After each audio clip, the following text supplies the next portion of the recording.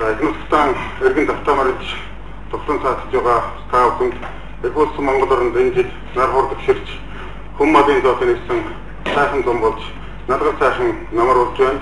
Хатан тариа урагс үүдсэн бэлдэн өдөр бидвэр намрын надгаар шар өдрүүдэд хэдийн гадуу нэгэн өдрөх садраас эрдэнэ үүдэн ирж их орныхаа хөгжил төвчд санаа оноо нүүлдэж та бүхэнд юуны өмнө талархж байгаа гэдэр хэлье.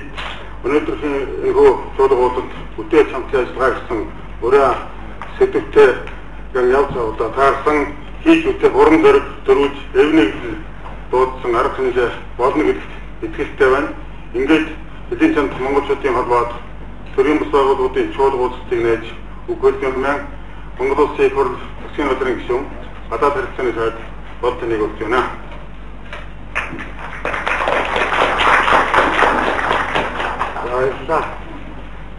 Эдийн чамдад ажиллаж сурч буй элэгнээс монголчуудад төлөөлөө ирсэн та бүхэнд энэ өдрийн мэндийг хүсвэ.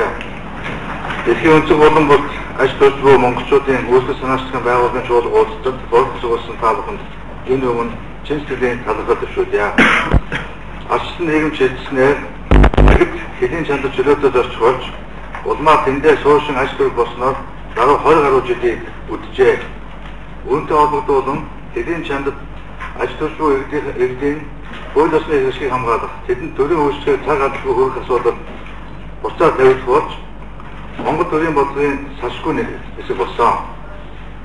Энэ чиглэлээс эдийн чамдад байгаа иргэдийн хууль ёсны хэрэгслийг үндэсний болон тухайн улсын хууль тогтоомж, олон улсын гэрээ конвенцийн хүрээнд хамгаалах асуудлыг гадаад бодлогын үзэл баримталтаар тусган улсын хурлаар хэлэлцүүлэн батлуулсан байгаа. Шинжлэлийн засгийн газарт иргэдийн хэрэгслийг хамгаалах, эдийн чамдад зорчиг нөхцөлийг хөнгөлчлөх, эх орондоо иргэн суурьшилтанд дэмжлэг үзүүлэх асуудлыг гадаад харилцааны салбарынхаа тэргүүр зорилт болгон ажиллаж байгааг та бүхэн сонссон байна. Энэ зорилтын хүрээнд энэ тэргүүнд төрийн үйлчлэгийг хүртээмжлэг үзүүлэх, консул их зүйн тусцааг иргэдэд олдуулгууднаас дипломат зөвшөөрлийн газрын байр суурь шинжилэн тогтоох шалтгаантай хэмжээг авч хэрэгжүүлсээр ирсэн.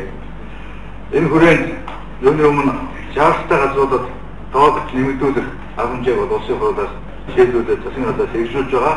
Тухайлбал энэ он гэхэд Индонез улс, Бразил улсад элчин сайдын яам, мөн Туркийн Стамбул, Киргизийн Бишкек хотод ерөнхий консулын газар, Уднаас Хятад улсын Хайлаар, Уднаас Солонгос улсын Усан хотод консулын газар тус нээн ажиллаж эхлэв байна. Үүний зэрэгцээ бид иргэдийн үйлчлэгийг хүргэх, иргэдийн хэрэгслийг хамгаалахад байгаа бүх нөөц хөтөлбөрцөөгөө дайралтууднаас өргөмжлөлт консулуудын сүлжээгч бас нэмэгдүүлэх чиглэлээр бол зорилттой арга хэмжээ авч ажиллаж байгаа.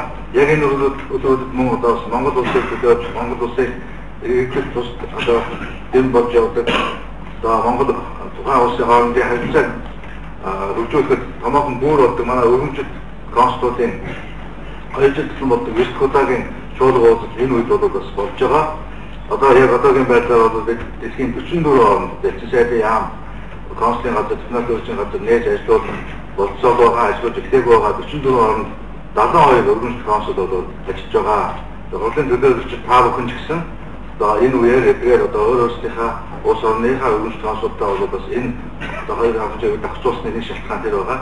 Бас тусгай уулзалт хийж танилцж одоо харилцаа холбоо тогтоох ийм сайхан болцоо байгаа шүү гэдгийг бол хэлмээр байгаа. Дээр нь одоо бид одоо иргэдэд дипломат зөвшөөрлийн газрын үйлчлэг хүргэх одоо усны алхам бол энэ хавсан суугаа орнуудын талаар бас тодорхой шийдвэр гаргаад өөрсдөө тэгээд энэ 2 жил мөрдүүлж ажиллаж байгаа. Өмнө нь бол одоо тодорхой дипломат зөвшөөрлийн газар хайван орны олон орнуудыг хавсруулснаар иргэд бол тэр орнооч одоо харилцаа байхгүй иргэд өөрсдөө бол ачаад маш ихтэй ингээд бас иргэд энд хохирлын тал байсан. Одоо бол тэгэхээр иргэд төлөвсөн орн бол ямар нэгэн орн давхар одоо ачаад өгөхгүйгээр иргэдтэй хүрч ажиллаа гэсэн ийм ажлын одоо шаардлагыг бол ихтэй яам дипломат зөвшөөрлийн газруудад тавьж ажиллаж байгаа гэдгийг бас дурдсан үү хаа. Мөн гадаад харилцаа гэдэг бол зөвхөн нэг яамны асуудал биш. Төрийн бүхий байгууллага өөрхөн иргэн бүр олдож байдаг өргөн хүрээтэй харилцаа гэдгийг та бүхэн сундаа хүлээн хаа.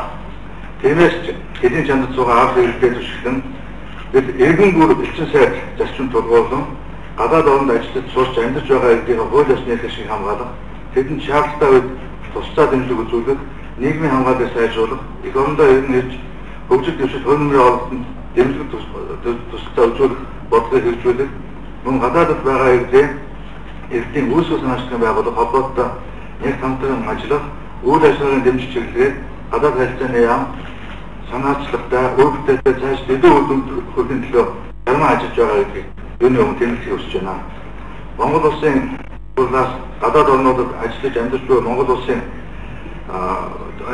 амьдарч буй иргэдээ Монгол улсын сонгуулийн бүхий иргэдээ сонгуульд оролцох эрхийг баталгаажуулж эрх зүйн үндсийг тавьж өгснөөр 2012 оны улсын хурлын сонгуул, 2013 оны ерөнхий нэгжийн сонгуульд гадаад суугаа Монгол иргэд дипломат зөвлөлийн газруудаараа дамжуулан ихтэй оролцож үндсэн хуулиар олгогдсон сонгох эрхээ анх удаа эзэлсэн бидний хувьд том дахиж амжилт байлаа гэдгийг тэмдэглэмээр байна. Хэдийн чамдад аж төрж буй иргэдийнхээ бодит хэлшгийг хамгаалах, нэг ялангуяа хүнд хэцүү олон бэрхшээл тохиолдсон үед анхан шатны санхүүгийн тусламж дэмжлэг үзүүлэх явдал бидний үйл ажиллагааны нэг сашгүй хэсэг байх учиртай байна. Энэ ч үүднээс шинжлэхийн засгийн газар гадаад харилцааны яамд байдаг иргэдэд туслах сангийн хөрөнгөний хэмжээг довгтой нэмэгдүүлсээр ирсэн бөгөөд 2014 он гарснаас хойш нийт 32.94 сая төгрөгийн буцалтгүй тусламжийг олгоод байгаа. Мөн хэдийн чамдад онцгой үед ажлын төлөвлөгөө боловсруулан зам тээврийн сайд, гадаад харилцааны сайдын хамтсан тушаалаар орон тооны бус зөвлөлд байгуулан ажиллаж байна. Түүнчлэн хүн хөдөлтөөр гэнт хэргийн хохирч болсон иргэдийг төр хугацаагаар орон бай, хоол хүнсээр хангах, бичиг баримт олгон эх оронд нь буцаах журам гарган ажиллаж байгааг тэмдэглэе. Тэсчлэн хэдийн чамдад ял идэж буй иргэд мөн бидний анхаарлын гадна үлдэх ёсгүй гэдэг засгийн бид баримтлан ажиллаж байгаа. Энэ хүрээнд өнгөрсөн 2 жил бид жил бүр эдгээр алдсан энэсээ иргэдээ болоод дипломат зөвлөлийн газраас иргэд тойрж байгаа энэ бодлогыг хэрэгжүүлж ажиллаж байгаа. Зөвхөн энэ оны 2 дугаар үеэд гэхэд бүгд найм хятад тусад ял идэж буй 12-ний манай улсын консулын газрын захирал өөрийн биеэ очиж уулзсан, санал хүсэлтийг сонсож арга хэрэгэнд нь уламжлах ажлыг зохион байгуулсан. Энэ чиглэлийн ажил гэсэн цаашдаа улам өргөжүүлэн эдгээр иргэдтэй улам харилцаа холбоо болоод бид идэвхжүүлж сэтгэлийн дэм өгөх эрхийн хамгаалах чиглэлээр болоод тодорхой ахиж гаргаж ажиллана гэдгийг бол бас хэлэх зүйтэй байна. Мөн саяхан болж өнгөрсөн бүгдийн хятад улсын дарга Си Цзиньпиний Монгол улсын төрийн ажилтны үеэр ялтан шилжүүлэх тухай Монгол улс бүгдийн хятад улсын хооронд батламж жоох хүчээр солилцох протокол гаргажуулсан.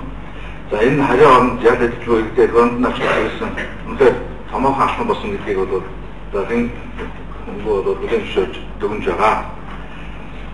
Өндөр төлөөлөгчдөө харилцаагаа иргэдийнхээ хууль ёсны эрхийг хамгаалахаас гадна хайр өсч зоримж буй хүүхэд залуусдаа төрлөх хэл соёлоо өгүүлэх нь бидний өмнө тавигдж буй нэгэн чухал зорилт болоод байгаа. Тиймээс хэл соёлоо сурах чиглэлээр монголчууд орноос сурсан гадаад орнуудын зарим хотод үйл ажиллагаа явуулж буй сайн дурын байгууллага, хувь хүн хамт олонны үйл ажиллагааг засгийн газар тууштай дэмжихийг зөвхөн тэмдэглэмээр байна. Бид энэ чиглэлээр судалгаа хийсэн бөгөөд идүүгээ Америкийн нэгдсэн улсын Сан Франциско, Швейцарын албаны улсын Женев, Бүгднайм хятад улсын 90 хотуудад монгол хэлээр сургалт явуулдаг байгууллагууд албан ёсоор үйл ажиллагаагаа эхлүүлээд байгаа. Өнөөдрийн бидний зөвлөгөө бидний ирээд болсон хүүхдүүдийнхээ боловсрол жинхэнэ монгол хүн бол монгол улсын иргэн бол тэр төлөвчдийг өдөрч чиглэлээр томоохон асыг болсон чухал шийдвэрүүд гаргана гэж бид найдаж байгаа. Тэгэхээр өнөөдөр энэ чиглэлээр бол бас энэ зөвлөгөө нь нэлээд гол сэдв болгож засгийн газар улсын хурал Монголын төлөвлөлтөд бол маш бодиттой тодорхой санал бодлоо нэгтгэсэн ийм саналуудыг бол тийшүү ийм сайхан болцоо гэж харж байгаа. Энэ одоогийн жуулга уулзалтын нэг хол үрдэн энэ байгаа гэдэгт бол гадаад яам болоод ихтгэл дүүрэн байгаа гэдгийг бас илэрхийлье. За мөн эрдээ их хэсгийг хамгаалах дан гац дипломат төлөвчийн газруудын ажил биш ээ. Үүнд суугаанд ажиллаж буй эрдийн итгэх санаачлах бас энэ чухал үүрэгтэй гэдгийг бид өнөөдөр сануулах учиртай гэж бодож байна. Товчтой байдлаар элчин сайдын яам эргэн хооронд нэг хамтын ажиллагаа шаардсан амьд холбоо өнөөдөр юунаас чухал байна гэдгийг бол хэлье. Гэтэл тухайн орон хотод орсон суугаа иргэдийн бодит бүртгэл бодит тооцон гаргаж чадахгүй байгаа нь өнөөдөр иргэн төр хоёрын хоорондоо төр хоёрын хооронд нэгэн хоорондох төрийн үйлчлэгээ цаг алдгүй хөрөх явдал тэгэхээр сааталтгүй орчуулж байгааг бол бас тэмдэглэх хэрэгтэй. Тэгэхээр өнөөдөр бас энэ зөвлөгөөний нэг үр дүн бол үнэхээр Монгол улсад бол илүү иргэн гэж байхгүй юм. Бүртгэлгүй хараа хандлаас гадуур иргэн гэж байхгүй байх ёсгүй.